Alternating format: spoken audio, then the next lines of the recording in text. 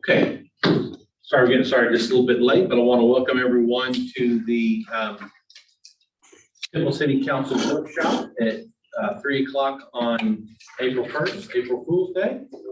So, but we are going to have this meeting. It's not a trick. We're doing it. Thank y'all for being here. And first item is public comment.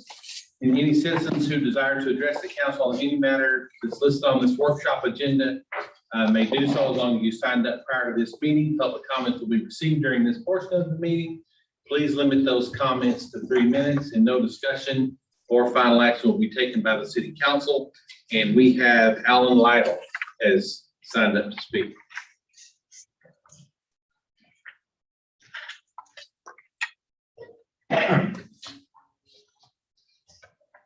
Good afternoon, ladies and gentlemen. My name is Alan Lytle. I live at 504B Paseo del Plata, Temple, Texas, 76502. I'd like to have a little discussion with you before you get a presentation on item number 2 on your workshop agenda. I've spoken to you before in City Council. The Temple College bond website indicates that more than 50% of the taxes will end up being paid by commercial and industrial businesses. This is an attempt to divert the fact that it's going to cost the citizens of Temple more money. Regardless of whether it's paid by the commercial and industrial businesses, they're going to pass that cost on to me.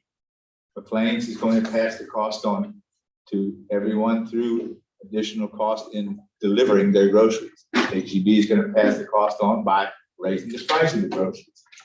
This is because it's being paid by a business. It doesn't mean the business is going to lose money. They're going to pass it on to me. They also indicate that it's only going to be $44 a year for every $100,000. Most houses in Temple cost more than $100,000. In fact, they cost $200,000 and $300,000. So it's going to be higher priced. Also, in my neighborhood, most of the duplexes are leased. And the people who lease them are those business people that they talk about. They're not going to pay the extra $88 or $144. They're going to pass it on to the people who lease their apartments. Temple College only has on their website, the Temple College website, the statistics through 2019. But from 2016 to 2019, credit enrollment has declined, which means they're getting less tuition dollars. Contact enrollment has declined, which means they're getting less state dollars. And actual headcount has declined, which means they don't need as many seats to put students in classrooms. Since this pandemic, and even before the pandemic, majority of the classes taught at Temple College have been online. They don't need buildings to teach online classes. They just need a nice, dark computer. Thank you, Mr. Lytle. Moving on to the work session agenda, item number 1 is to discuss as may be needed any regular meeting agenda items for the meeting posted for Thursday, April 1st. Yeah, y'all have anything? And I would just like to highlight that we do have a couple of items on the regular agenda that staff placed there primarily really exclusively for voting purposes. Item number 5 was heard at your last meeting, and Mayor Pro Tem Morales voted against the item. So for voting purpose, we put it back on the regular agenda. So she has that opportunity again if she so chooses. And then item number 12 is on the regular agenda because Council Member Williams will need to abstain from voting, discussion and voting on that item. Staff is certainly happy to give presentations on those items if you desire, but they're really on the regular agenda versus the consent agenda simply because of voting purposes. Council and discussion on any agenda items? Nothing? All right, we will move on to item number 2, which is to receive a presentation from Dr. Christina Ponce regarding the May 1st, 2021 bond election. Mayor, as Dr. Ponce is getting set up, I just wanted to remind council that as a city, we cannot take a position on a bond election, whether it's our own or another taxing entity. So Dr. Ponce is going to give you educational information, fact-based educational information, but you shouldn't make any statements or advocate for or against the passage of the bond in any way. Sure. Very good.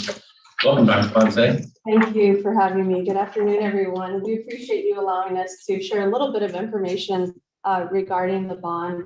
I wanted to start out just very quickly by asking all of you who has attended Temple College or has a friend or a family member that attended Temple College. And that's about what we see in the community.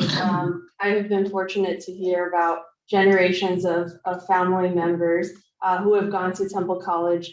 Temple College has been providing a quality and affordable education to the city for the last 95 years. And so this bond is about building for the future. Just a quick summary of the projects on the bond. The first project is a major health sciences center expansion. It's a 42,000 square feet of new space, along with 12,000 square feet of renovated space. A brand new Temple College main building. This would be a larger facility at 122,000 square feet that would feature three major components: a university center, a workforce training center, and student enrollment services.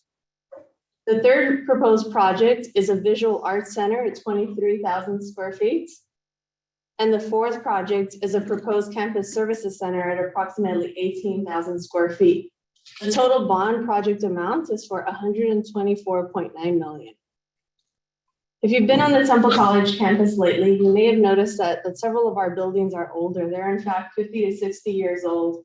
So about a year and a half ago, we began a facilities master planning process to evaluate the conditions of all of our buildings and give us feedback on the conditions, what future programs we would be offering, what new spaces, what new technology were needed. And once we received the evaluation, we found that many of those facilities were truly end of life.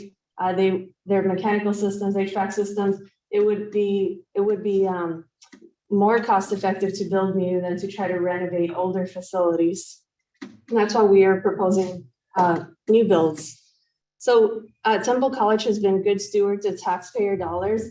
Temple College has only pursued $33 million in the last 50 years in general obligation bonds.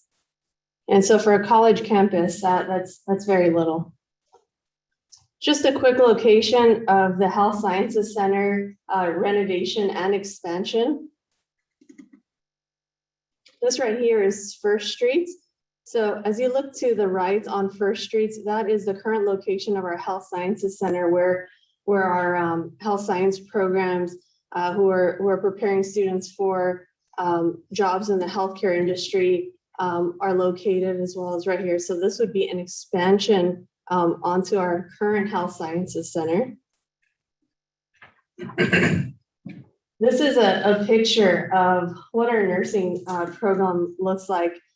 We have overcrowding of classrooms. We have a very small nursing simulation center. And as we work with our healthcare employers, they have asked us to help address the shortage in healthcare workers. And so what we're proposing is a larger facility where we can house each of those spaces. We have committed to doubling the size of our nursing program, as well as build capacity in our other healthcare programs. Right now, nursing, EMS, and sonography are all being housed. They have classes being held in temporary spaces. So if any of you have been to events at the Leopard Room, that's where we're having to hold some of the overflow classes in temporary spaces. So they are out of space. The location for our second proposed project, the Temple College main building, is at the south end of campus, right off of HK Dodgen Loop. And so that is the current site of our oldest and second oldest building. a couple of the buildings I showed you at the beginning. And so this main Temple College building would be the brand new front entrance of Temple College. It would be the hub of the campus. It would be where we would house a lot of our programs and classes. I mentioned a university center because we want to build a university center to invite our university partners to not only bring their enrollment staff, but also faculty who can offer division classes so students can earn bachelor's and master's degree here in the city of Temple. They'll be earning an associate's degree from Temple College and then can go on to earn a bachelor's and master's. We currently have a great partnership with Texas A&M Central, who offer bachelor's degrees on the Temple College campus. And so we want to expand that to other universities, and a university center would allow us to do that.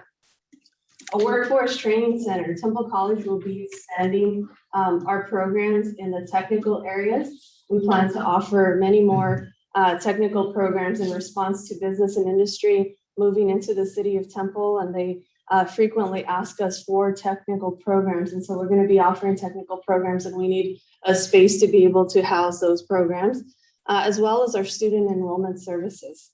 And what student enrollment services are those front entrance experience that students need when they are enrolling in classes: admissions, financial aid, advising, testing, once they're enrolled, other support services like tutoring, math lab, writing lab. This building would also house a classroom space. It would be replacing the building that has several classes. So we would put classrooms within this building, as well as collaborative spaces for students to be able to do study groups and work together, as well as an IT help desk, very much like the Genius Bar at the Apple Store, where you can walk up to a desk and receive technical support on your computer, password resets, everything. You want to be responsive to our student needs, not only with support services, easy to access, but also IT support services within. Okay.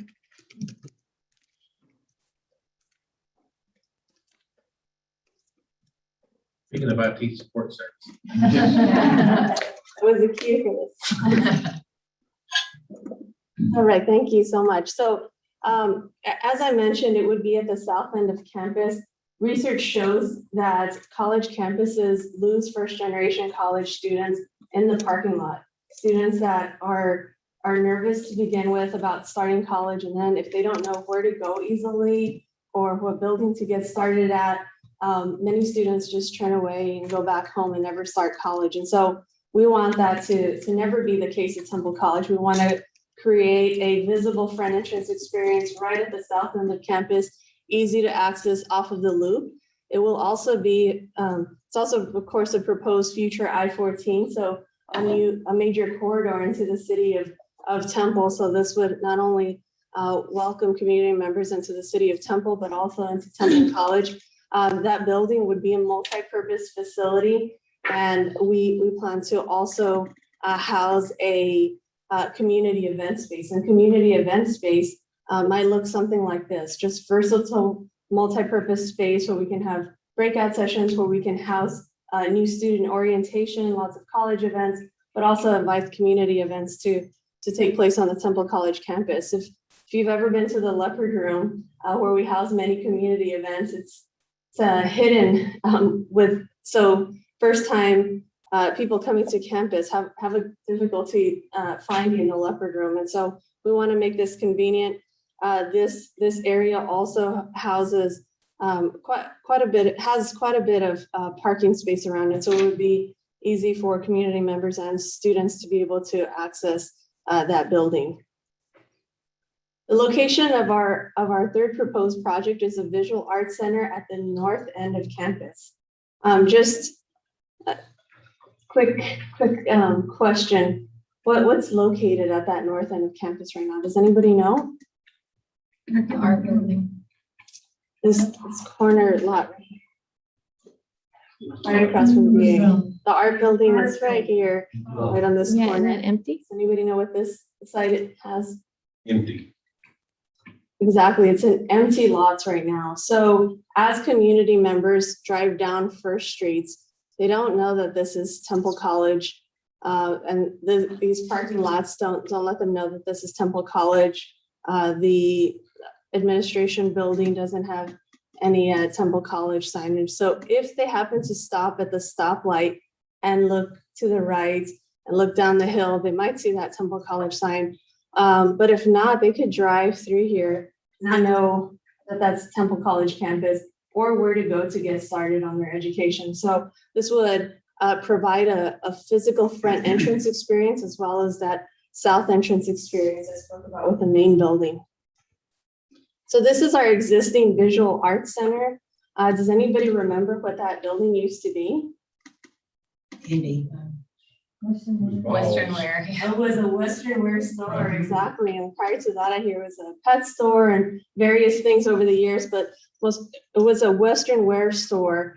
And so this is a picture I took recently of the back of the Western wear store. This is where our art students work on their outdoor kilns and their artwork. And so our art faculty have been extremely creative in making this building work for a long time. But it wasn't intended as an art building. And so it's not functional, limited capacity, and it's outdated. The inside spaces are also smaller spaces that weren't designed for art studios or art galleries. And so this is a picture of one of our student art features. As you can see, they're overcrowded rooms. And so what we're proposing is a much larger facility to not only display students' creative works of art, but create a space where students can be creative and collaborate with other students, work on their art projects. This past year, we also started an associate's degree in studio arts, and we're working with Texas A&M Central, who currently offer a bachelor's degree of music on the Temple College campus. We are working with them on developing a new bachelor's degree in visual arts that would be on the Temple College campus. So this space will also allow both of those programs to be able to be housed and offered in the future. The last proposed project is a location of the Campus Services Center. So as you can see, it's at the far back end of campus in the area where we used to have the old golf course.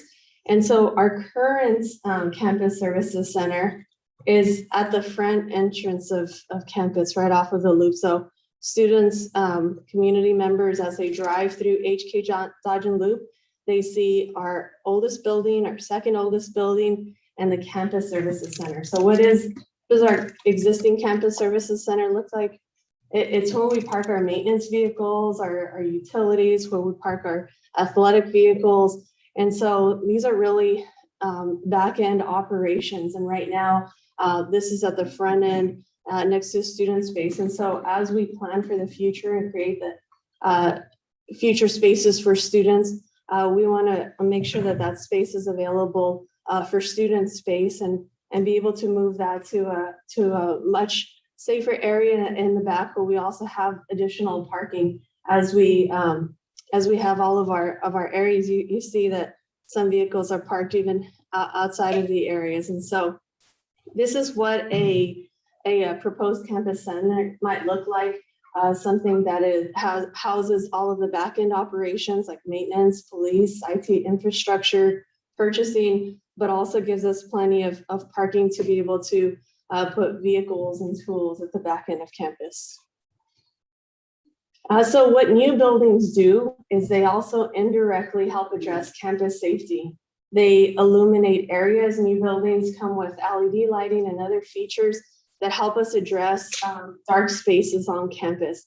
And so what we also plan to work on is roadways, walkways, sidewalk areas, parking areas that just come with new facilities. One thing we're also proposing at the back end of the proposed new main campus building, this is a current parking lot. And so what we would like to do is make it a green space. So that way, as students are on campus and they're crossing from building to building to go to classes, they don't have to walk through a parking lot to get to another classroom. They can safely go through a grassy walkway area and make it a more pedestrian friendly campus. So Temple College Temple College's goal is to create facilities and technology to prepare students for 21st century careers. Our current tax rate is approximately 18 cents per $100 of assessed value.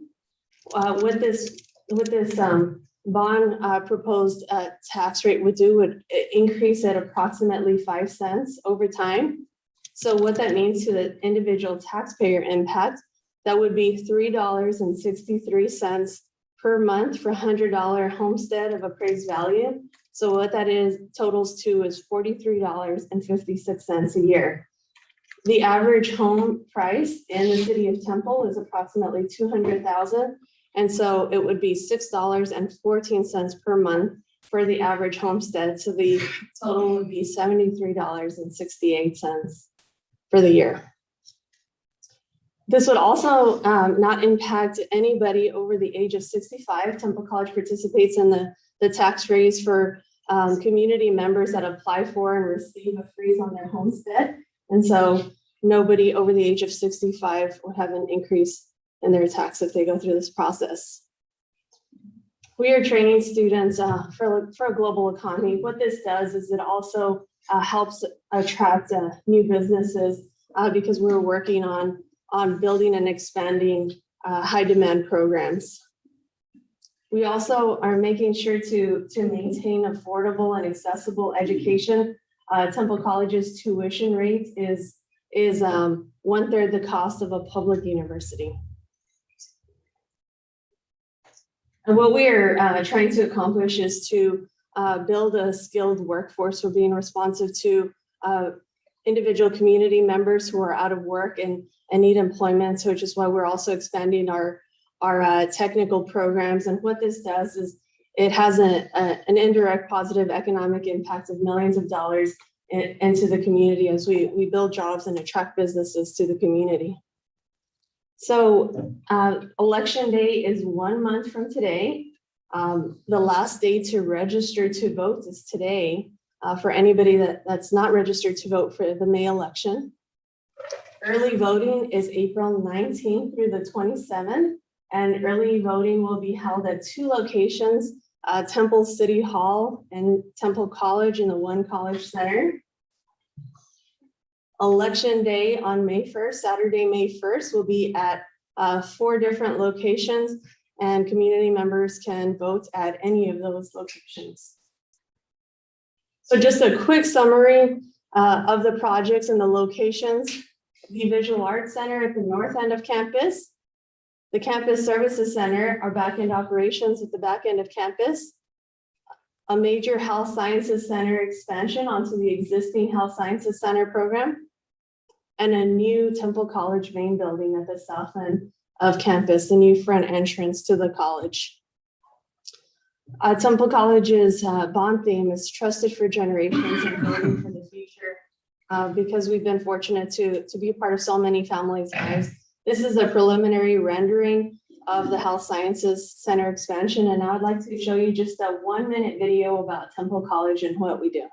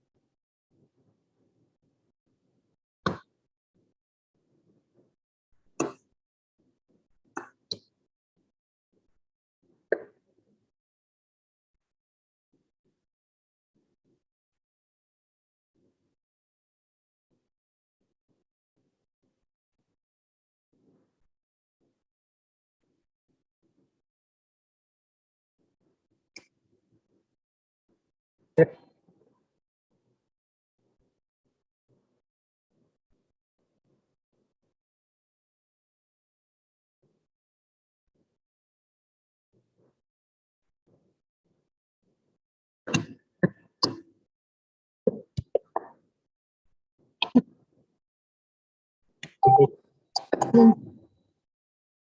their. You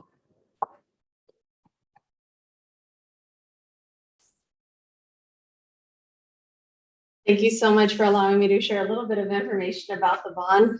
This is my contact information. If you have any questions at any time, please don't hesitate to contact me. We also have a bond website with more information about each of the different projects, the polling location sites, times, frequently asked questions.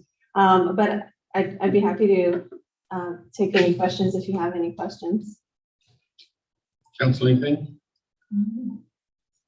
I'd say one thing that you mentioned is the lack of signage on the street there.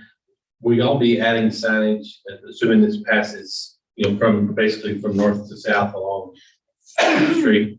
We would be adding signage on both sides, both the First Street side and the Fifth Street side. Council, anything? Do you want to introduce your team before you go? What's that? Want to introduce your? Yes, I'd be happy to. Thank you so much. So joining me today, two incredible leaders that have done so much for Temple College. We're fortunate to have them on the team. Dr. Evelyn Waiwaioli is our Vice President of Development and Executive Director of the Foundation. And Brandon Bozon is our Vice President of Administrative Services and Chief Financial Officer. I appreciate both of them and all of their hard work on this. Thank you so much for having us. Yeah, thank you for being here. Thank you. All right, moving on to item number 3 is to receive a presentation from Encore Area Manager Casey Simpson.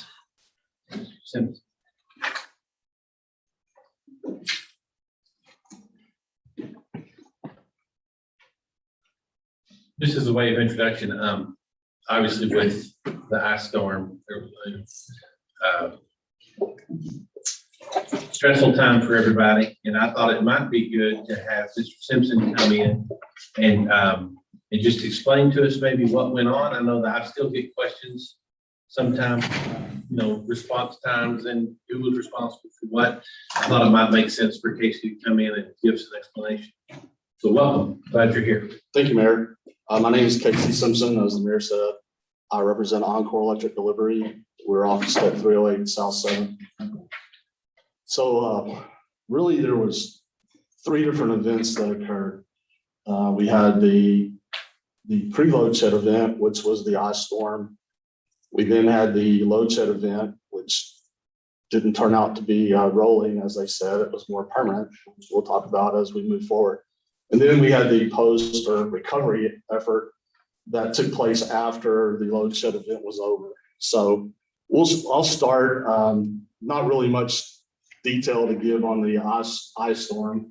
We all know that Wednesday night and Thursday, we received ice, and then we received ice and snow at various other times prior to the load shed event. So during that period of time, Encore was actively trying to restore power as quickly as possible to customers that had been impacted by that event, the ice event. Well, Sunday evening, late Sunday night, the ERCOT system was running about 69,000 plus megawatts of power, which is incredibly high for a winter loading. That almost equates to what our summer loading for the ERCOT peak is. But anyway, as we came upon Sunday night, Valentine's Day, everything was fine. We had the ice event here locally, and Encore's still trying to recover, get everyone back on from that. There were still a few hundred, several hundred to maybe 1,000 people that were still being impacted by that. So we roll over past midnight onto Monday morning, and everything's still going good until just before 1 a.m. and generation started to it looked like there'd be some generation loss. And for those of you who don't know, in the ERCOT world, ERCOT controls the grid for probably about 80 to 85, 90% of the state of Texas. So that's all the way from Louisiana to Mexico to the Gulf Coast to Oklahoma. That's the stretch of area that they cover. All of the grid, all of the transmission system in that ERCOT area is interconnected. The generation, the transmission, and then the TDU or the distribution company that Encore is. So that being said, Encore has the responsibility of keeping power to all of those sections or the state of Texas, if you will. So one of the things that they do is they have a spinning reserve, which what spinning reserve means, that's active generation that is in excess of the load that we're seeing. So at midnight or so, when they were running around 69,000 megawatts, there was a spinning reserve of around 4,000 megawatts. So there was roughly 73,000 megawatts of generation capacity available at that time. As our CEO said, he went to bed thinking that, hey, we've gotten through this. You know, we're still recovering from the outages from the ice, but things are looking okay. Well, an hour later, they went into their energy alert system, that's the handout that I gave you guys. And there's several steps there. They obviously, prior to the days heading up to this, they had gone through their conservation notices and their other notices leading up to the advisory, and then the EEA1, EEA2, and EEA3. So as you see on there, when the spinning reserve begins to drop, you go to the different EEA levels. So roughly at 12:15, an EEA1 was issued. So that tells you that there was generation that was starting to drop offline. At 1:07, EEA2 was issued, meaning more generation was starting to drop offline. 1:20, EEA3 level was issued, which at that point, they issued 1,000 megawatts of capacity that needed to be shed. On all of the TDUs have their percentage of Encore, CenterPoint, AEP. Those are three of the major ones in the state.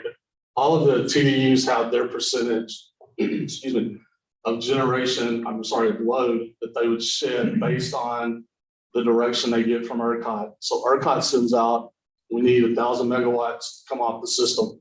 Encore knows from that, 36% of that is Encore's responsibility. So we have computer programs at our operating center that we can say, this is what we need to do. They select the feeders. The feeders are pre-selected already. And then they go down how many feeders they need to get to reach Encore's responsibility. And then those feeders open.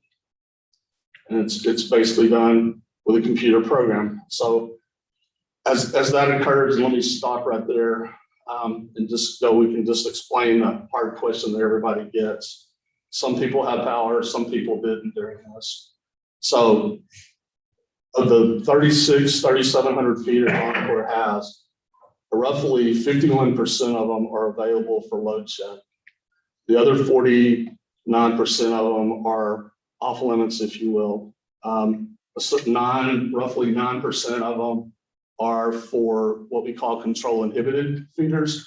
And those have critical customers, hospitals, 911 call centers, the identified fire, police locations within the city that are critical to that. The other 32% or so, 40% of the feeders are dictated by FERC, and that's the Federal Energy Regulating Commission. It's a national, obviously. They require the utility to maintain 25% of their feeders, their capacity, 25% of their capacity to be on these feeders, and those feeders are on under frequency relays. Okay, those are the feeders that if you weren't on the same feeder as the hospital or police station, the under frequency relays or the under frequency feeders are, if you will, the last resort. And basically, as the system degrades, as generation goes and load goes up, and the system starts to degrade, the under frequency feeders automatically open. They take no human intervention. They're set at whatever they're set at, and they open automatically. When you get to that point, the grid, the system is beginning to cave, and it's very serious at that point. Those are there for that. So just to kind of throw that out there to let you know that. So going back to the morning that we started the load shed, we got the initial 1,000. I think we were probably able to actually do a rolling for maybe one cycle.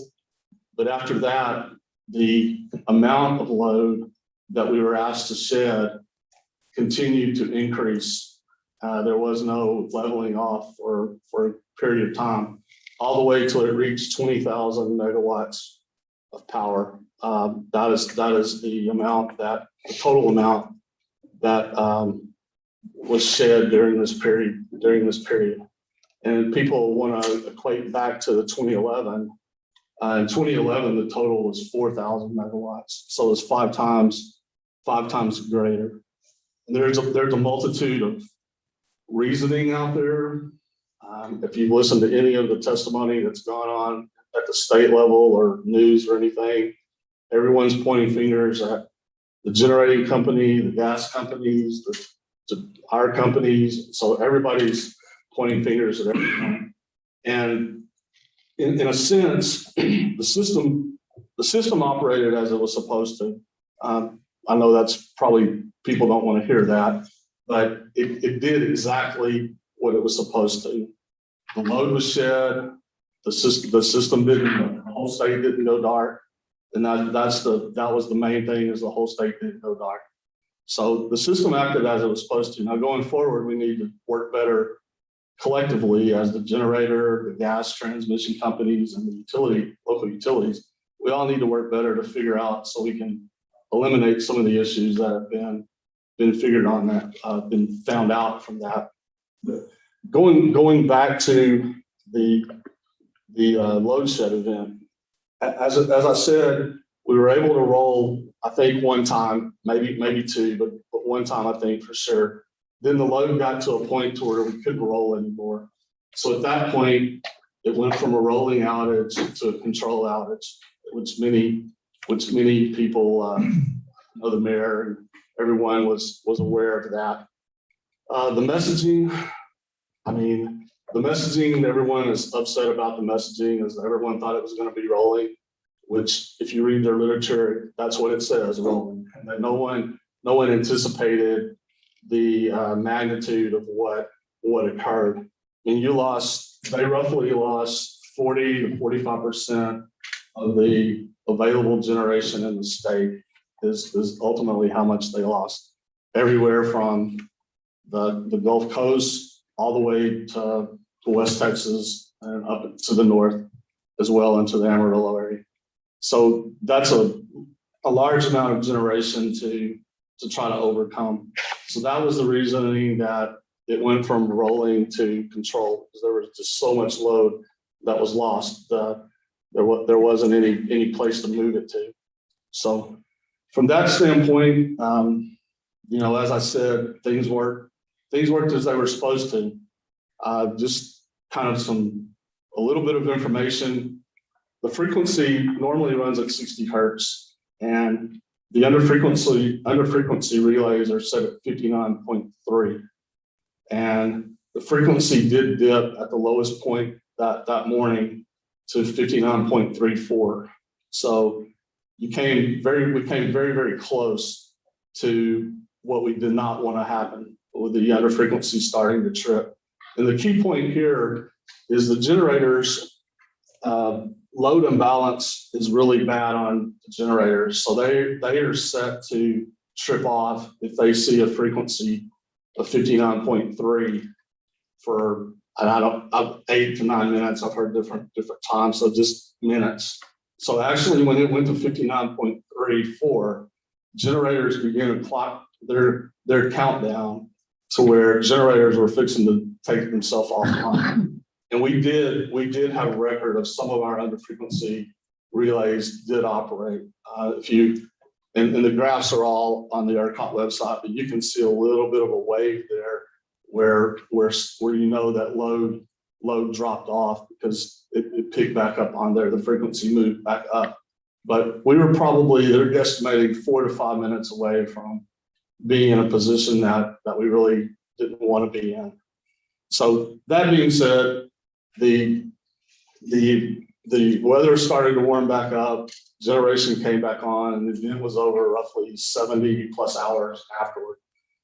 At that point, we began to go into more of a full recovery mode, which to get away from to get the customers that were impacted prior to the event, then the customers that were new ones that were out because of the event, because of the event itself, maybe because of the storm, the other ice that occurred, what have you. But once we got into that mode, obviously it took a couple more days or so before we got back to that. But from the standpoint of preparation, Encore had roughly 6,500 full-time employee resources dedicated to the storm effort.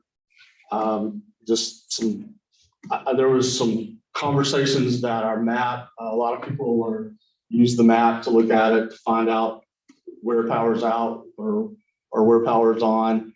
The map wasn't updating as fast as what it would be, and that's one of the things that we're going to be working on. But we also took in a 2-day period, Encore took as many calls in 2 days as we took in total 2020.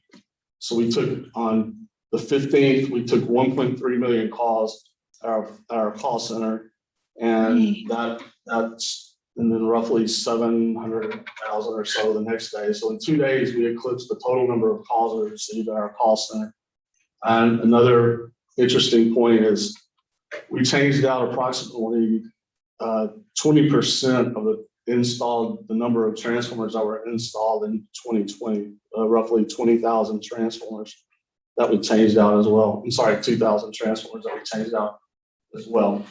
So from a standpoint of the perfect storm, you can almost say that occurred in this event. We are, as many of y'all have heard, the state's very much involved, from everyone at the state level, from all the commissioners from the PUC have resigned. Most of the ERCOT board has resigned. So you're going to have a lot of new people to give their thoughts as new policies, procedures, what have you, are laid out going forward. So I kind of rambled along there. I'd be happy to entertain any specific questions. I know I appreciate everyone from the council, the mayor, the staffs. I appreciate the patience, understanding. I know some of you were personally impacted, and I do appreciate the patience.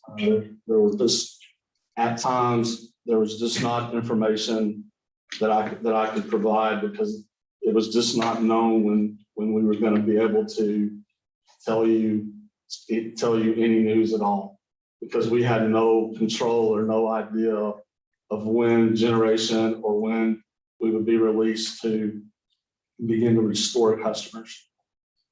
So with that, I'll stop, and feel free to ask me questions or tell me what you liked, didn't like. Some of that I've heard already, but that's okay. We can say.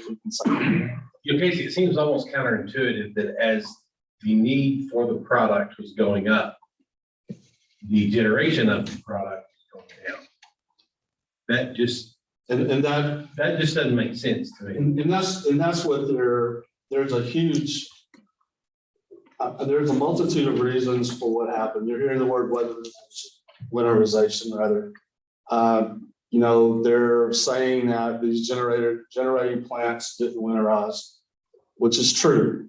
I don't think a lot of them may have went to the winterization steps that you go to in Michigan or North Dakota. But Texas typically does not have this sort of weather to where the need for the winterization would be there. So the generation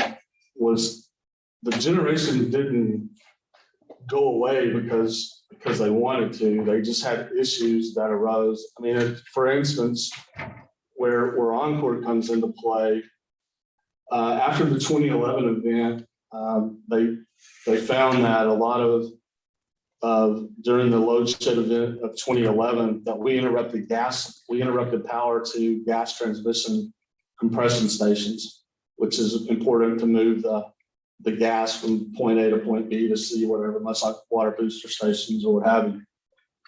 So 35 or 38 gas transmission locations identified themselves as being critical to the generation in Texas. So as this event went on, we interrupted service to gas transmission booster stations because we didn't know that they were critical to generation. So as our CEO said, during this process, 167 additional gas transmission locations, compression stations identified themselves as being critical. Once we knew that that was the case, we got the power, we were able to turn the power back on and get them back up.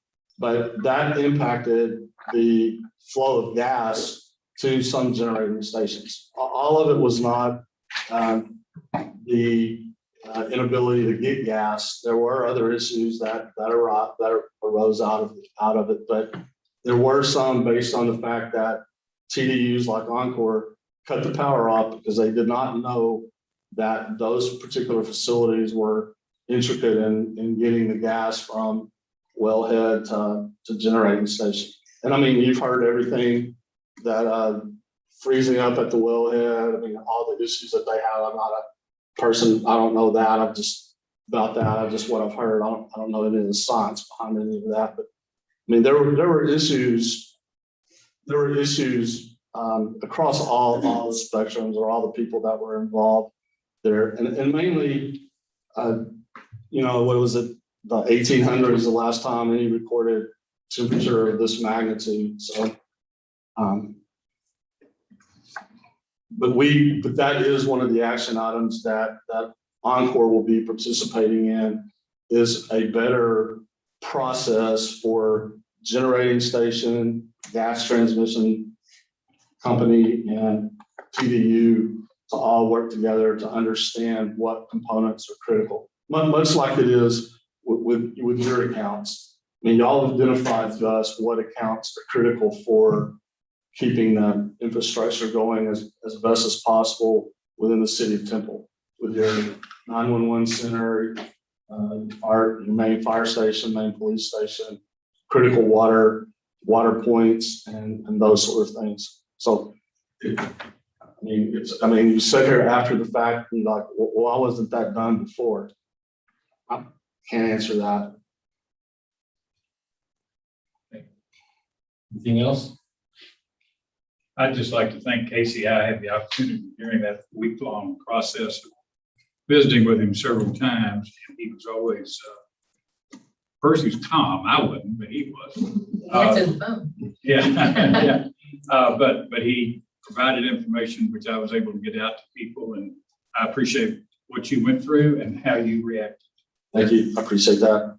And like I said, I apologize because I wasn't able to give the information as I normally would, but as our one of our senior leadership said, it got to a point where it was so critical to keep the load to where we didn't go dark, and they stopped. A lot of people have gotten really accustomed to getting the e-tours on there, looking at the website or whatever. And at some point they took that off, and that the people that look at that upset them because but we had no way of giving an e-tour because we had no way of knowing when we were going to get generation back in the state in order to start turning people back on. So if there are any,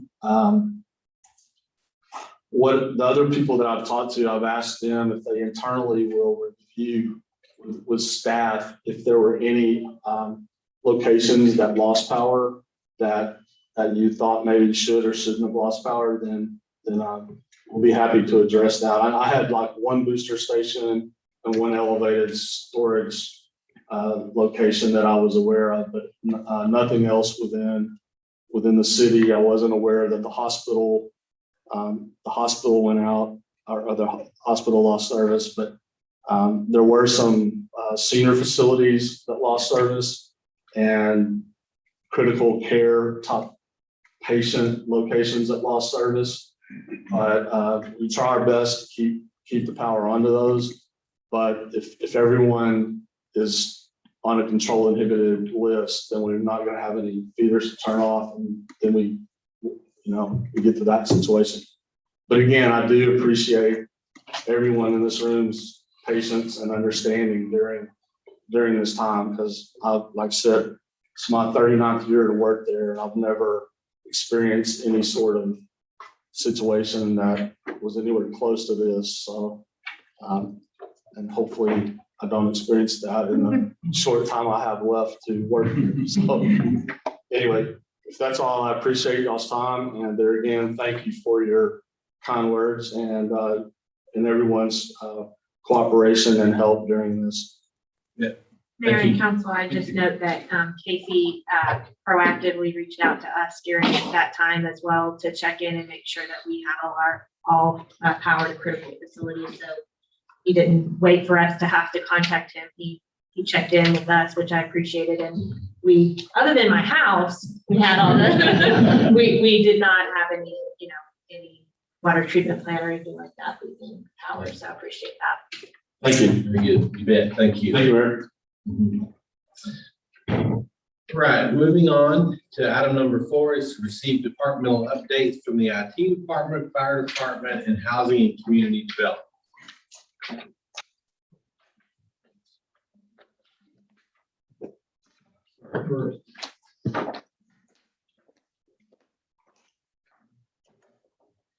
Good afternoon, council and mayor, executive staff. I'd just like to say, I'm not going to say I'm the best in the city. The executive leadership we have, council, mayor, and all the departments, we are great. We have a great. Strive to do the best. We can always do better, but we try to do the best we can. And even though mayor, I do make mistakes. That's okay. Um, You can just get my calendar working right. That's all I need. I see how you got through this presentation. That's Lighthouse. I'd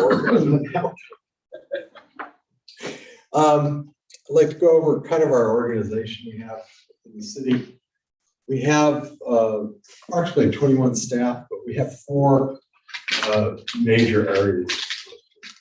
We have our application support team. We have over 300 different software applications throughout the city. So it's very tough, but we do maintain those systems with 4 people. GIS, which are geographical information systems, we're responsible for mapping geospatial data throughout the city.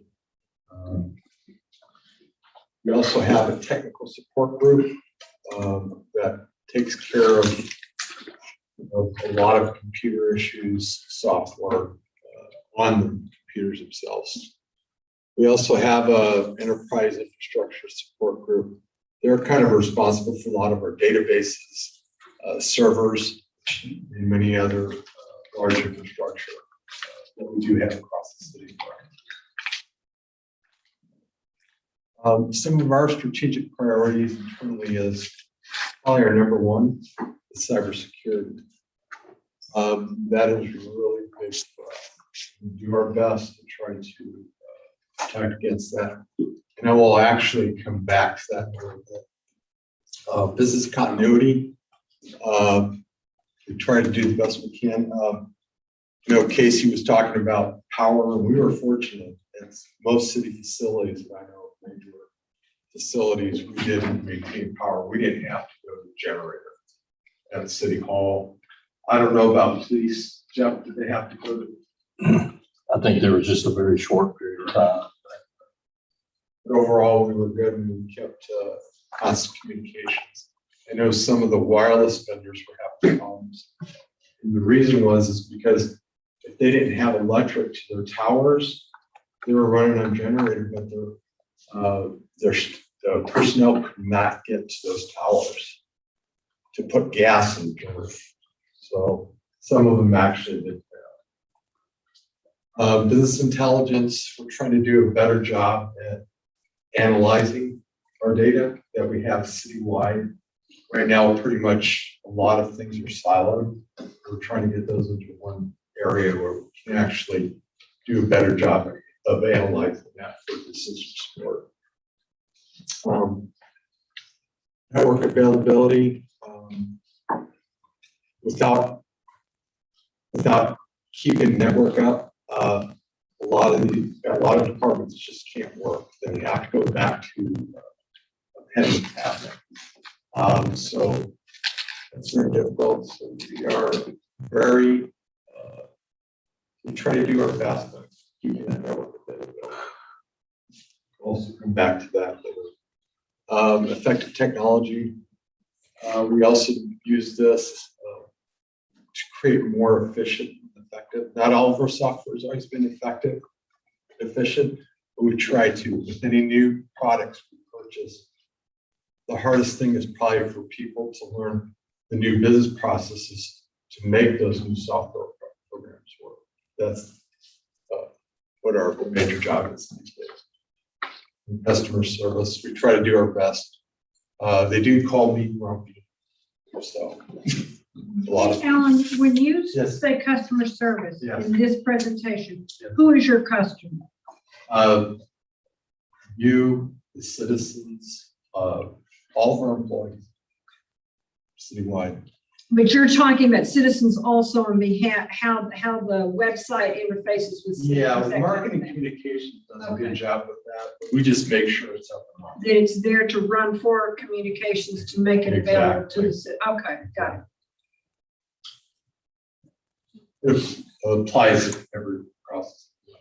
We mostly consider information technology to be what we call like an internal support department. They, primarily provide support to city staff and facilities and equipment. But as Alan mentioned, he also manages our GIS department, which does a lot of work with the public on addressing and other mapping needs. So it definitely has both elements, both external and internal customer support. Currently, we have support over 2,800 network devices across 41 city facilities, traffic signals, police and fire vehicles. Most police and fire vehicles actually have their own communications in those vehicles. And so we do have network assets, water towers, pumping station, and other city assets. We have, including this computer, that's what we call a network device. One of these laptops to work on. We support over 1,100 desktop, laptop, and tablet PCs. Administration of over 125 servers throughout the city. Administration support over GIS. One thing we do is we have administration. This year is our first year that we went over a petabyte of data that we store. And that's 1,000 terabytes of data. So we have location at City Hall, and we actually have backup over at EOC, Fire Station EOC.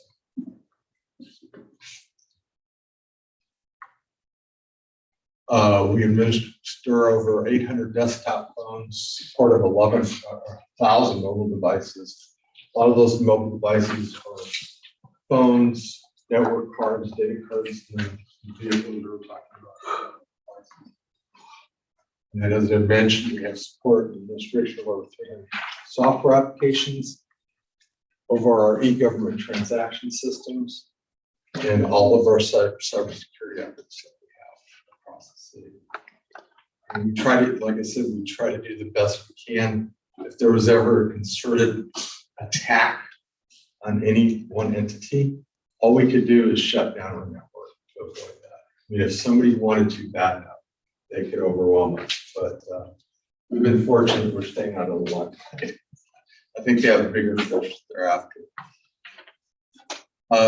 Every day we average over 2,000 detected cybersecurity threats across the city. 94% of all those threats are delivered via email. And we've all gotten those emails, junk emails, where somebody wants you to actually click on something because it could be a catalog, it could be somebody supposedly from the city asking for your email because your technical support is going to stop or something like that, or email service is going to stop. But we get a lot of those. Phishing emails, like I said, account for more than 60% of these threats. And every year, the city sends and receives approximately 6.5 million emails per year. And 95% of cybersecurity breaches are due to human error. That's just industry-wide that we know of. Technology trends. Wireless data server devices, like I said, that was on a previous slide, but we have a ton of different devices. 561 of those are phones, mobile phones, smartphones. 196 are tablets and laptops, and 236 are what we call data-only cards that could be in those cradle points that we have in vehicles, like fire and police. PC tablet devices, again, that's over 1,000. We do have, like, library for customer service. We have a lot of PCs just in the library. I think we have 25 internet stations for public. So you're going to see we have about 1,100 employees. We have about 100 PCs. It doesn't mean every employee has a PC, but we have probably 1-to-1 ratio. Wireless data devices by year. In 2005, I think we got 10 wireless devices. Our public safety at that time was actually on radio, real slow, like I think 9,600K lines back to the Bell Communications. It was probably 6 months later, in 2006, that we actually went to mobile data cards from, I think at that time it was AT&T. As you can see, we went up every year from 2005 to 2020. We went up currently close to 1,000. Network devices, again, we're up to 2,800. And as you can see, we have that little staffing. We really haven't grown. That's because technology has also become smart enough that we're able to control, keep up with that. Key performance indicators. One thing we pride ourselves, especially on, is our network availability at our City Hall. Everything communicates through City Hall. So that's our core job. And I'm proud to say at City Hall, we've had 100% availability for the past year. I know a lot of cities will use a trend of 99.9 to 99.95, which I do the same thing. 99.95 is mine, but we've been able to get to 100%. And the same for a lot of our other systems, the telecommunications. Office 365 availability. We actually were close to 100%. We did have some problems, I think about 2 weeks ago, but it was very minimal. Help desk requests that we have, we try to resolve those within 4 hours. It's approximately average, probably about 65% within 4 hours. And then we have what's called next gen 911 accuracy. State passed a law that all cities, governments, in this case, we're part of SICCOG. We have to maintain at least a 99.5. And in the region, we've actually exceeded that by far. I think we're right ahead of Colleen right now, that accuracy. So systems passing internal security, that means all of our systems go through, how can I say, I don't like saying the word, but we call it penetration testing, try to penetrate the network. And so we do that. In the last 9 days of review for information technology, working alongside finance resource line, Tara brought this up last time. They've completed the implementation of HR payroll system. We've actually replaced all of our data center servers, and that was due to remote working capacity, because overnight we went from probably 30 remote workers to close to over 500. So, storage area network, implemented a new storage area network to deliver more throughput and accelerate file access to critical databases. We completed acquisition of 138 mobile laptops this year. They're a little different from your typical laptops you see on the desk. These are ruggedized and they're a lot more expensive. We have already replaced 80 of those to this point. We replaced over 80 desktop PCs and laptops as part of our annual replacement schedule. And we're on track to replace over 150 PCs and laptops. That's not including public safety, those are for general government. To replace 150 this year. Every year we try, I think we average about 200.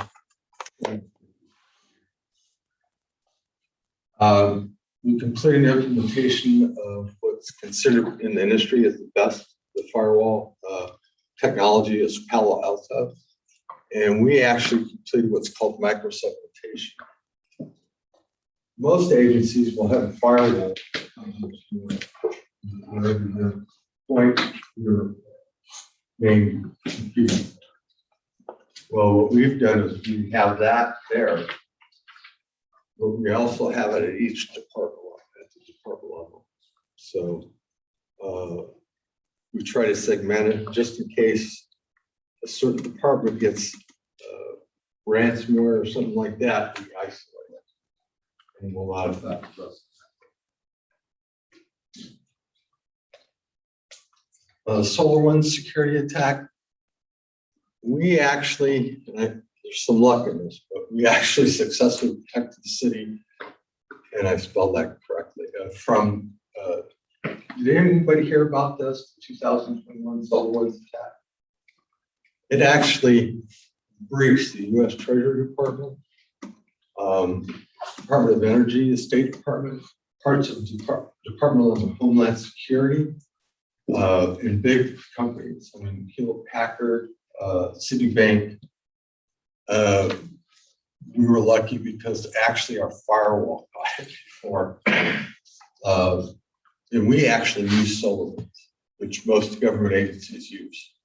So all these companies, that's what we have in common with all these government agencies and large private companies, is that we all use SolarWinds. Like I said, we like to, Brandon Harris is our director, he does a good job protecting us. We developed a new high availability cluster architecture, which we had before, but with we had to reprovision the 125 local servers to enhance our protection of our most critical applications. And also implemented online services to accept boards and commissions applications online and begin development of agenda template for all boards. I think that was actually January, something like that. I can't remember. December. Look what Jana was doing in her car in the middle of the Yeah. storm. Next 90 days review. We continue replacing the rest of the mobile data laptops, continue development of agenda templates for all boards and commissions like we have right now. We're transitioning our financial system to the cloud. Police records management software. The police is doing an effort, and we're working with all agencies across the county, the region.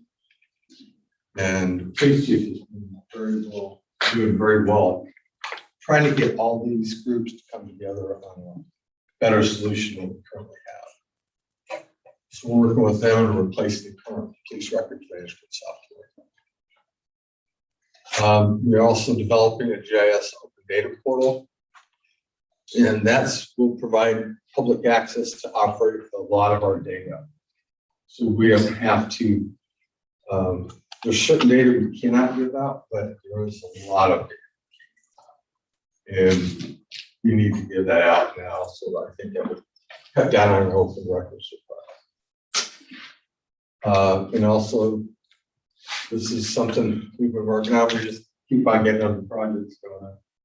But developing that with permits, that's creating a layer for public consumption so that they could see all the permits going across the city and what's going on. This is the Bebop map. Yes. So that when Bebop Bebop. asks me, what are they building behind such and such, I look smart because I can look it up real quick on the map. Thank you. Cheat sheet.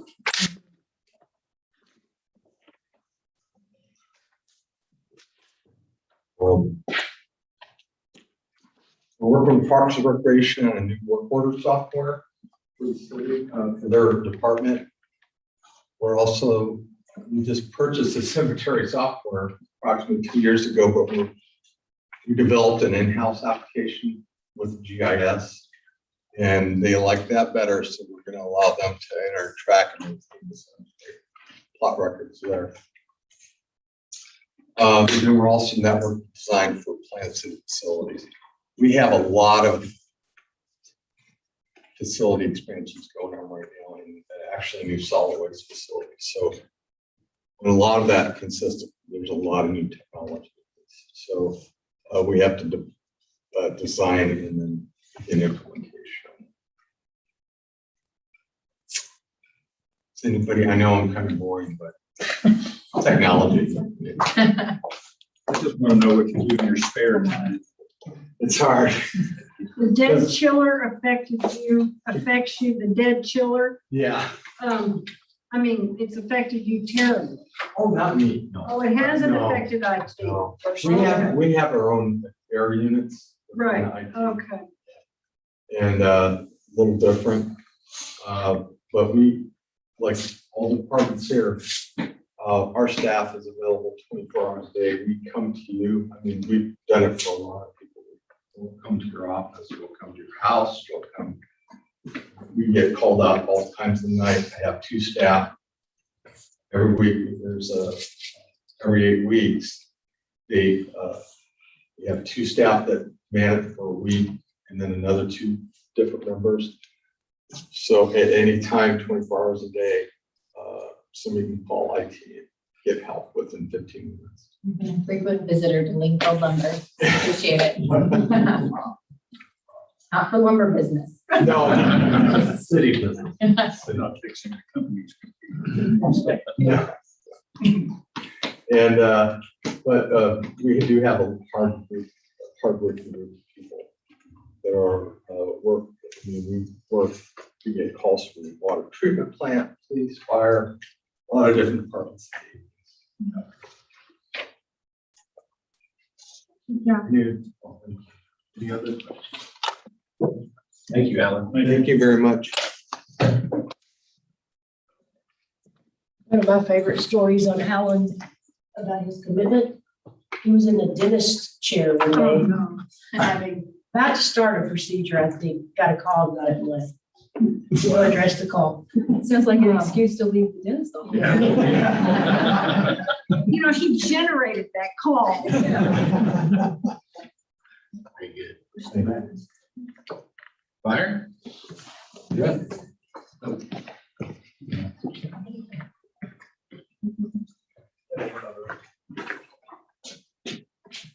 Okay, good afternoon, Mayor and Council. So I'm going to try to stay from the Gettysburg Standard as well. So let's go. You get the I Have a Dream standard today. Oh, is that, okay, so I never. 17 minutes. So No, I need. so I only have 250 slides, so Alan. So really just 20, so I had to do something for April Fool's Day, so. I went back to the first of the fiscal year for all of our numbers. So this is back to October 1 for these. And so I always like to start with our run numbers. And so when you look at these, we've ran approximately 6,900 calls so far this year. And that was as of this morning. So we are on pace for right around 13,000 calls for the year, just over 13,000 calls. That is a lot of emergency responses. And if you really think back, and Brenda and I were talking about this the other day, back in 2017, I did a review of all of our run responses and eliminated a lot of what we call priority 3 or low risk medical calls that really, when we went, we weren't really doing anything on the call. And, you know, some examples of those were like sunburns, ingrown toenail, congested nose and that kind of stuff. So we quit running on those calls where we used to run on those. And we cut about 250 to 300 calls out per month when we did that, which took us down to somewhere between 900 and 1,000 calls per month. You can see in our next slide when I get there that we've actually gained those back in the last 3 to 4 years. So it really, our call volume, we watch this pretty closely. But so if you look at the pie chart, you'll see since the first of the fiscal year, 171 fire calls, which account for roughly 2 to 3% of our call volume. EMS rescue is definitely our biggest with 4,100, a little bit over 4,100 or 60% of our call volume. Hazardous conditions next, that could be an arcing electrical panel or arcing electrical lines or that type of thing. Service calls, and a lot of these are, assist, where we just go out and assist people, maybe unlock a car with a child locked in it. Someone needs help getting up or those types of things where we're actually providing a service to someone. Good intent calls are those calls where someone sees something, they're driving down the road, they pick up their cell phone and they call 911. And I will tell you, we've invaded a lot of barbecues with that since cell phones have been around. I see smoke from the backyard, call us and thinking the house is on fire and it's really just a barbecue grill going. And then false calls, which are typically our false alarms, our fire false alarms, fire call false alarms, and then other are typically the weather related calls. And that's what these three are. So they were all weather related. And I know that seems kind of weird with February in there, but we classified most all of those as something different than just a weather-related call. They had some other area that they fell into. And we'll actually look at that a little bit further into the presentation. Chief, I'm gonna just make sure council understands something, and I'm lapping your time, so this isn't gonna count against your standard. So, so the fire department provides advanced life support. So we send, when we get an EMS call, we send a fire apparatus with at least one paramedic. So what Chief was talking about in those priority 3 calls is that he made determinations that that some of those calls, based on the medical need, wouldn't have a paramedic response, but they're still being responded to just by the ambulance company that we contract with. So I didn't want to leave anyone with the impression that we were not answering the 911 call. It's just that we didn't send all the resources. We prioritize which resources the best to send. So I just wanted that to be clear.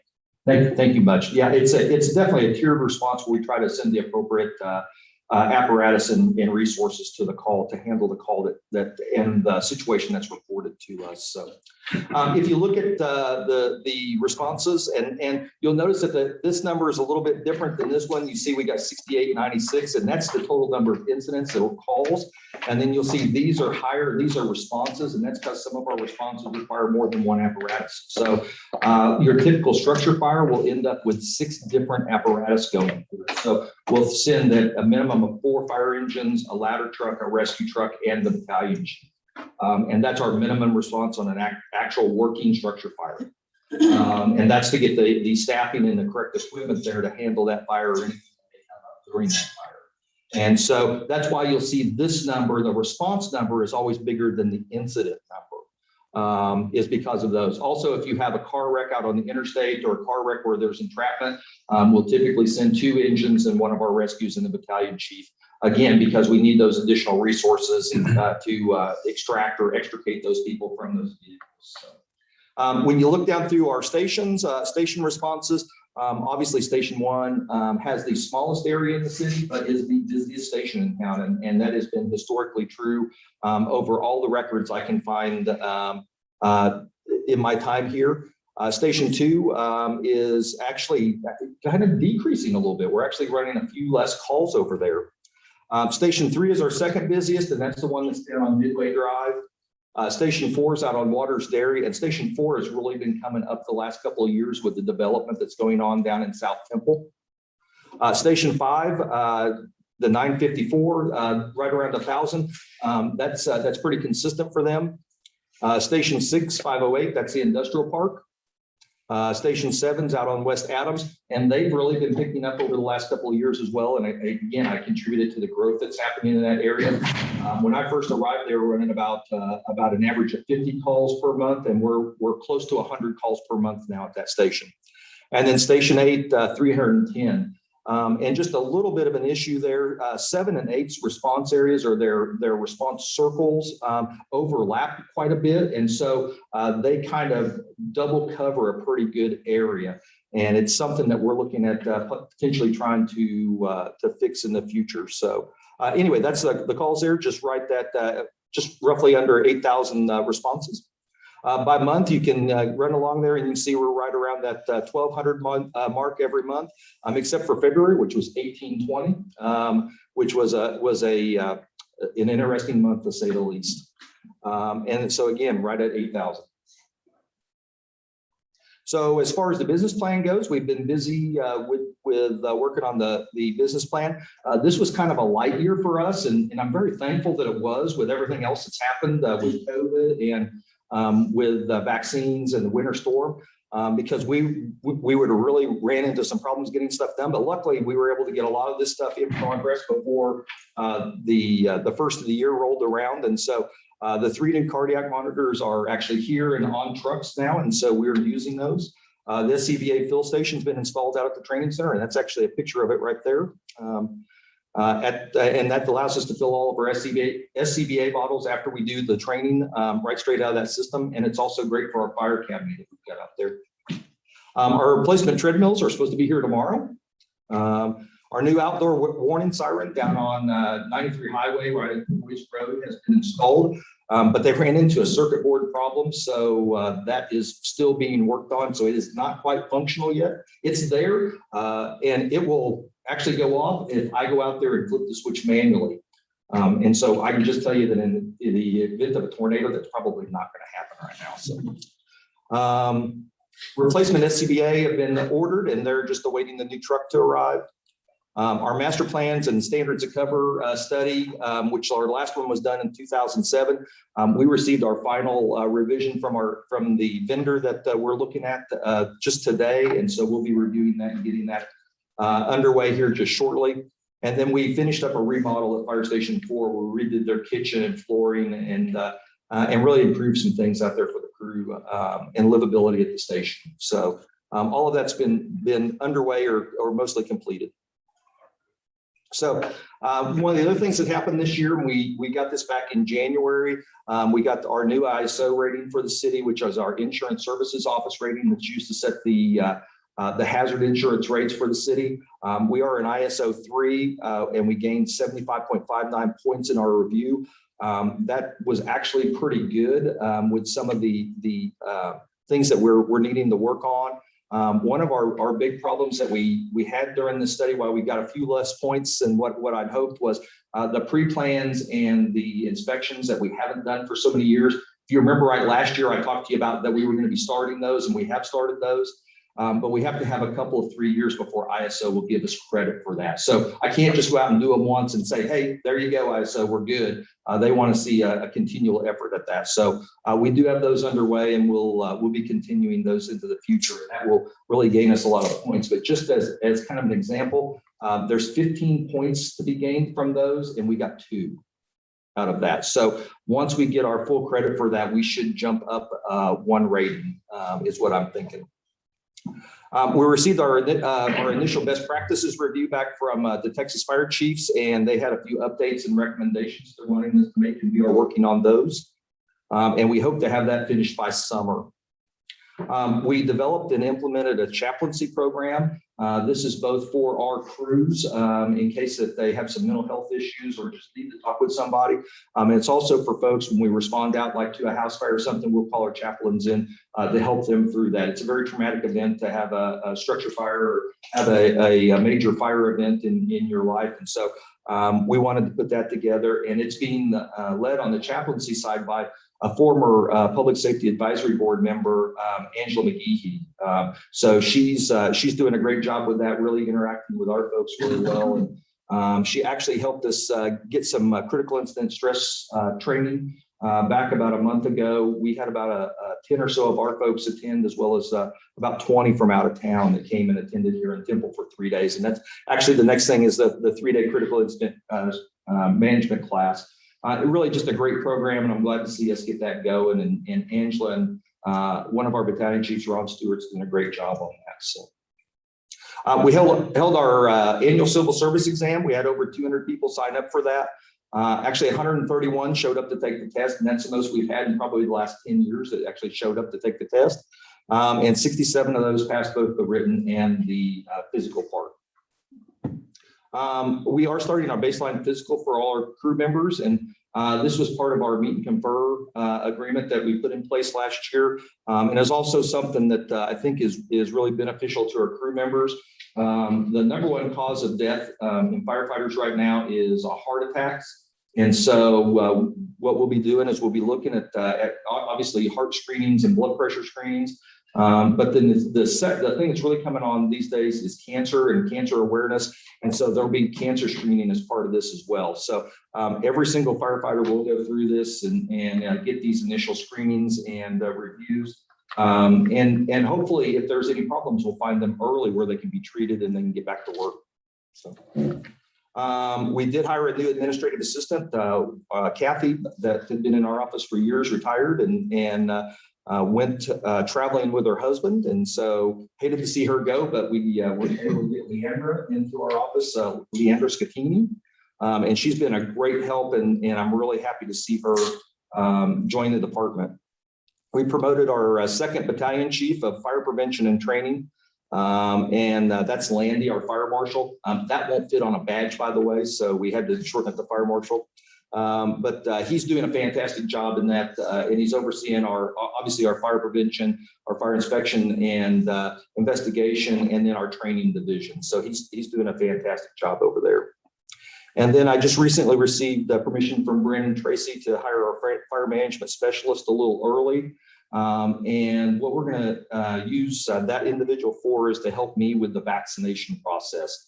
And I'll talk about that in a lot more detail, but that's really ate up a lot of our time in the last 4 months. And so we're happy. I can't tell you how happy I am to see that position coming on board and taking that load off of my plate. So we'll be really looking forward to getting them on board here shortly. And Chief, just to be clear, that's just kind of the initial plan. That position was already in our business plan to help manage the best practice review, the accreditation process, Right. as well as support Chief in his emergency management efforts. Do you have an announcement on that position today? I do. I've already gotten threatened. I heard. So we've actually made a hire, and that is Jennifer Henniger from over at Bell County Emergency Management. She's going to come over and join our team. And Judge Blackburn, I guess, I need to be watching for empty crosswalks, basically. So, but Jennifer's a really great individual. She's got a lot of education, a lot of experience in emergency management. She's been leading the county effort on the vaccine. And we're excited to have her. She's excited to be joining Team Temple. So I can't wait for her to get here. When does she start? So April 23rd is going to be her first day.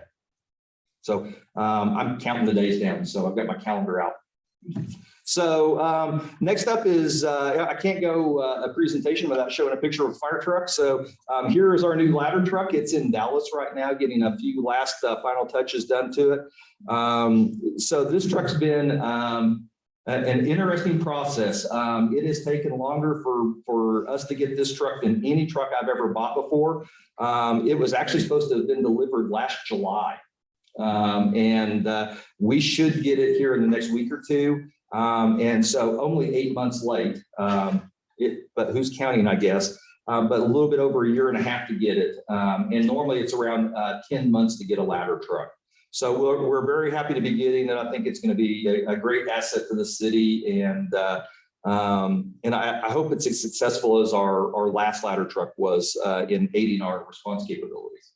Chief, is that going to live at Station 1? It is, and the current ladder truck that's at Station 1 is going to go to Station 6, and then that ladder truck is going to get retired. Mm. All right, so Are you going to have one of those parties, whatever you call them? so yes, we are gonna do a push-in ceremony, and I was actually going to talk about that later, but since you brought it up, I'll talk about it now. So it's looking like from the time that we get it and then get it equipped and we get all of our training done on it, that it should be right around the 1st of May. And fortunately, we have a special date right around the 1st of May. And so myself and Santos Soto, our PIO, have been really getting into the history of the fire department. We've kind of become some history buffs. And so we discovered that the founding date of Temple Fire Rescue through the Vigilant Hose Company was the very first name of Temple Fire Rescue, was May the 9th. And so we're going to try to hold that push-in ceremony right around Founders Day.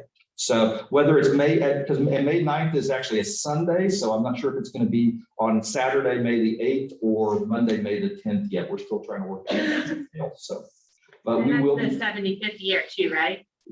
If I remember correctly. 138, if I remember right. Why am I thinking? I don't know.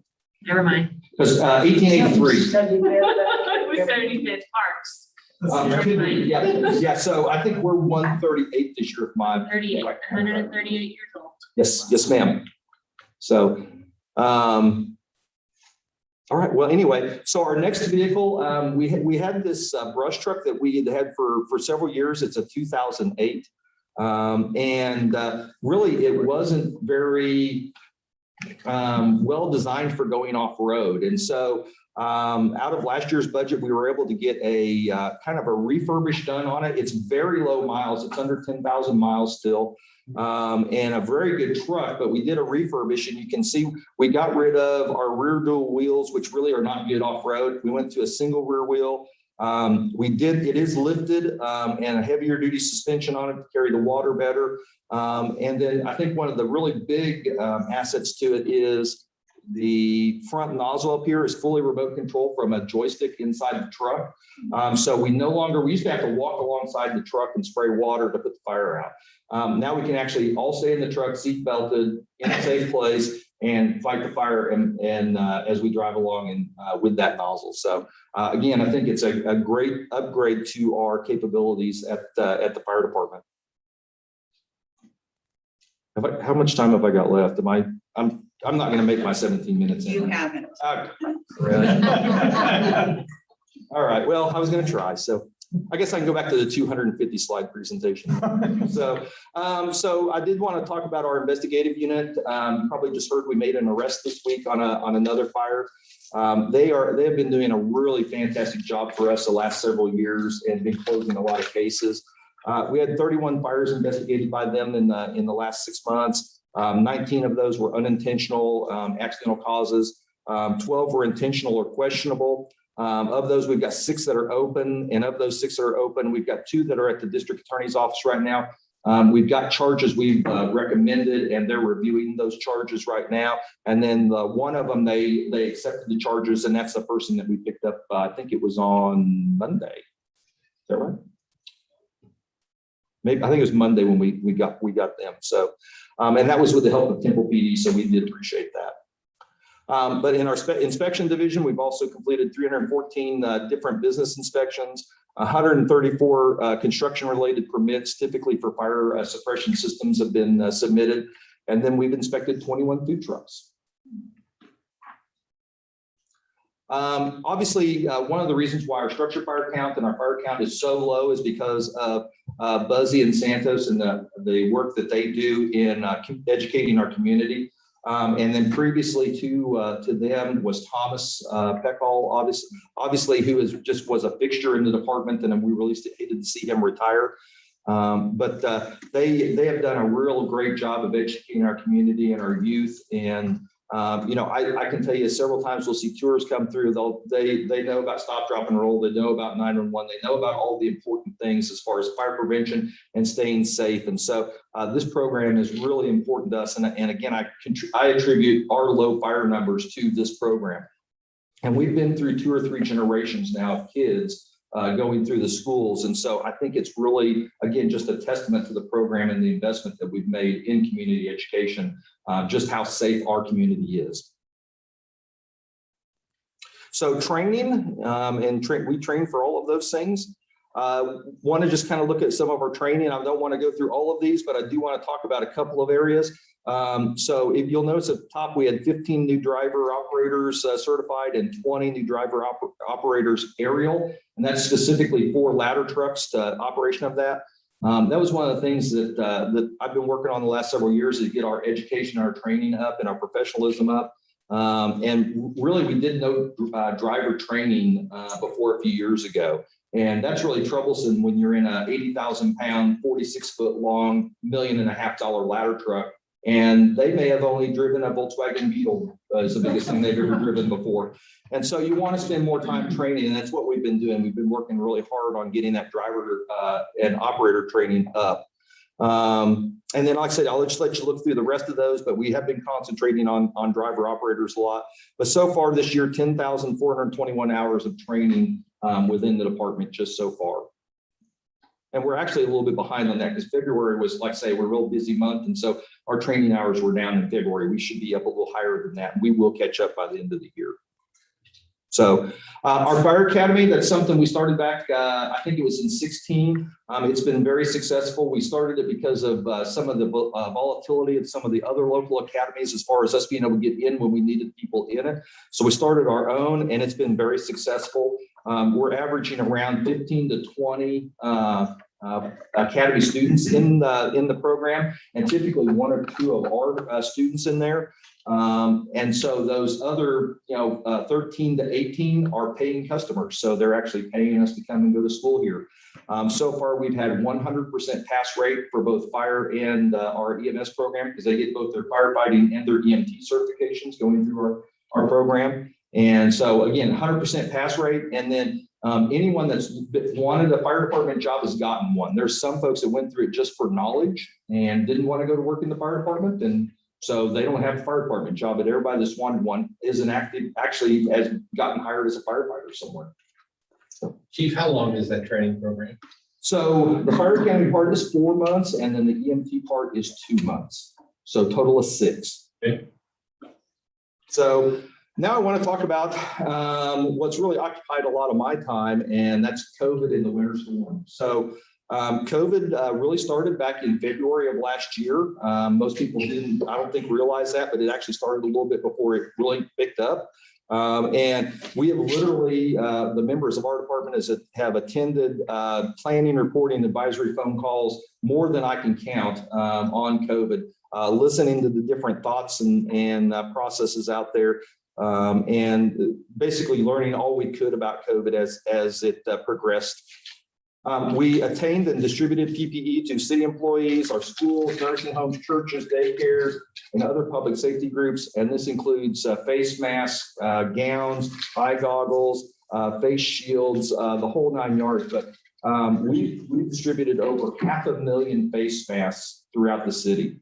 So a lot of PPE that went out from our department. We did sponsor COVID testing at quite a few sites, and we, through our efforts, there were over 3,000 people tested. We worked with our medical director and our city administration to develop policies and then return to work guidance for those folks that either were suspected of having COVID or did have COVID. And I'll tell you, Dr. McGraw has been hugely helpful in this because this has been a moving target that we've tried to hit. And she's been, like I say, she's been instrumental in developing a lot of our policies. And the way we operate. Obviously, the vaccination site over at Salmons, everybody's well aware of that. We ran that for just right at a month. As of our last vaccination day, which we had on this last Saturday, we have vaccinated, city staff has vaccinated over 11,000 people. And so now we're kind of into the operating these little micro clinics is what I'm calling them, where we're really targeting those underserved populations. And we've been working with the churches real close to make sure that we get the right people. And then right now we're working with the county, a vendor that the county selected to start operating sites within the city. They're going to be kind of like the Salmon Center, but they'll be at different locations, and it'll be actually contracted staff operating them. We'll just be basically helping them out, being a liaison between what their needs are and just helping them out with any issues or stuff. It'll be their staff staffing the entire operation. So we'll have a little bit less of basically we'll be less affected by the vaccine sites, probably by May, June is what we're hoping. So one of the things that I don't know if everybody realizes, but we went straight from COVID straight to the winter storm. So our last COVID vaccination day was February 3rd here at Salmons. And that day was also our biggest day. We personally vaccinated 692 people here at Salmons that day. And then we also assisted TISD, BISD, and then, and I never can remember the name of the hospital that's down in Belton, administer another 1,000 doses of vaccine. And so, roughly 1,700 doses of vaccines in one day that City of Temple employees were some way involved with or assisted with. So really big day, and that was February 13th, and that was the last day right before the ice storm started. We actually started talking about the ice storm on right around February 9th. That was my very first weather conference call with that. And then after that, there were multiple weather conference calls, including the ones that were at 3:40 a.m. And let me just tell you, if you've never been up at 3:40 in the morning talking about icy weather, you're not missing anything. So normally what I would do is once I got done with the weather conference call with the National Weather Service, I would go out and evaluate the road conditions and stuff. And they were it was pretty much the same report every day, and that's icy and slick. We prepped our apparatus for winter weather, and it was really interesting. I'm originally from a more cold climate, so this was not real out of the ordinary for me. But a lot of my folks have never seen weather this cold, and especially that 3-degree high. And so when we started talking about putting chains on the trucks, we had done that, but we don't do it a lot. And so I helped to make sure we got the chains on right. But then when I started talking about draining the pumps and draining the water out of all the lines, everybody was kind of scratching their head. And that's one thing I don't think folks will realize is that those trucks will freeze if you don't drain them. Because even though the truck may be running and it's come out of a 60-degree or 70-degree bay, it's still going to freeze up after it sits outside for a little bit in 3 degrees with a 20-mile-an-hour wind. So we got all of our trucks winterized and prepared for that. We did open and operate the Emergency Operations Center with a lot of help from the rest of the city staff, and I think it went really well and was much appreciated, the help. Responded to numerous emergency, non-emergency needs. We assisted our utilities department with water shutoffs, around 100 or so of those. Distributed bottled water, food, and other items right until around March 9th. And again, I think that's one of those things. Hey, the ice is gone. It's warm out. Hey, it's all over with. No big deal. But we don't stop at that. We typically have several weeks more work after the disaster is actually over. And our last day of distribution was March 9th. We did assist with cleaning and repairs to Station 3 and Station 6 due to a water leak. And I really hate to tell the Encore guy, but we actually lost power at 4 stations. So, and 2 of them, we also lost our generators at. They basically gave out on us. And so, yeah, I need to call him and let him know the stations that aren't on their priority list apparently. So, but we did have 2 stations we actually had to move out of temporarily because of the power problems and the water problems. And then we're currently assisting in the recovery mission with that. And so this is the week of the basically major week of the ice storm. This is February 13th through the 20th. And you can see there, I'm not going to go through all of them, but 837 calls for service that week. If you remember, we were right around 1,100 to 1,200 calls per month. So we almost did a month's worth of calls in 1 week. And that did not include the water shutoffs that we helped with utilities, and then a bunch of other miscellaneous, helping people to work, helping people to doctor's appointment, and 1 emergency blood delivery from Scott and White over to Children's for an emergency surgery, which was probably our most unusual request I remember getting. So. And then that's one of our structure fires that we had during the ice storm. And if you've not fought a fire in 3-degree temperatures with a wind chill, again, you don't want to. Our water bottle delivery. If you heard about the water buffaloes, that was them. That is a water buffalo. And then that shows our 7 inches of snow that we got. So.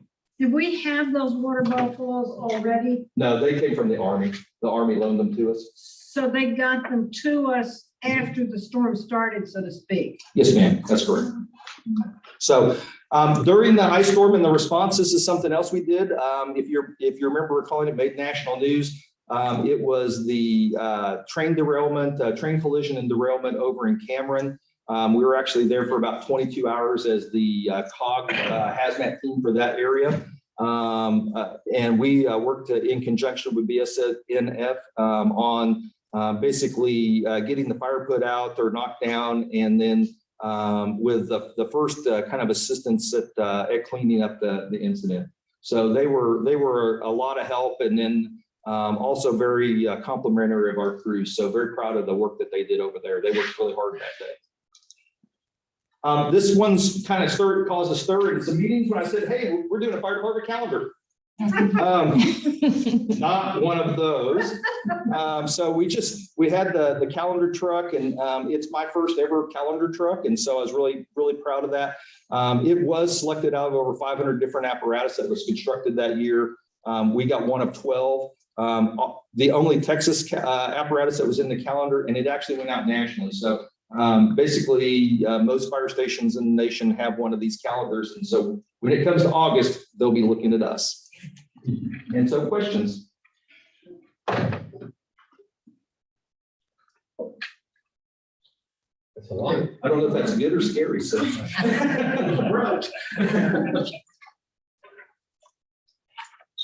I'd actually thought my 20 slides would go a lot faster, so I'm sorry. Chief, I just want to really thank you for our Lady Guadalupe when y'all did the coronavirus vaccine. It went real well. Ran out in a waiting list, so everybody was really excited. Thank you. Yep, you're very welcome. And we're looking forward to coming back and doing second dose. Those, to Judy's point, those vaccination sites have been set up at Our Lady and then also at Grace Temple Ministries. Right, and then New Day. We just did New Day this last weekend. Okay, and those have been all well attended? So Grace and Our Lady were very well attended. This weekend, New Day wasn't, and we're not sure why. So they were supposed to have over 300, and we ended up doing, I think, vaccinated 195. So we were down this last weekend, but we're working on a solution to that. So basically, what we'll do is that it was our first weekend for using the new electronic sign up. So I think that may have caused some confusion of that. We've been working through some issues with it. But what we're going to do in the future is just if the spaces aren't full on Friday, we're going to open it up to the public. Good. Good. Yep, yes, sir. Well, lots of compliments all the way around to city staff and fire and police for, the storm reaction. I've talked to a couple of other mayors in other cities, and the city of Temple was well prepared and reacted well. And communicated well. Yeah, a couple of other mayors, just, I think their place just sort of crumbled, for lack of a better word, from water to police and fire. Yeah, Great job, and we really appreciate that. As elected officials, we appreciate that. As citizens, we appreciate that. I know that I'm talking to you, but I'm talking really to all the staff, because it was a great effort. Yeah, I think I agree, Mayor, and I appreciate you saying that. And it was truly a team effort. It was everybody, jumped in there and had a part to play. And I think I really want to personally say, I thought Kenton and Utilities did such a fantastic job in keeping our water going.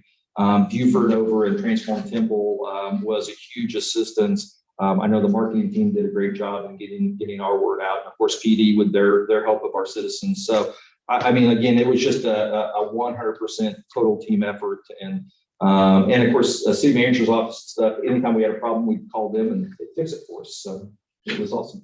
Also, I received a text the other night from the mayor in Harker Heights, thanking the city of Temple for loaning them one of our extra trucks when they're in a pinch. So good citizens all around. Appreciate it. That's our goal. Yes, very good. Well done. So we are going to table the housing and community development. Nancy, you always. That's okay. Sorry about that. So. I'll come back.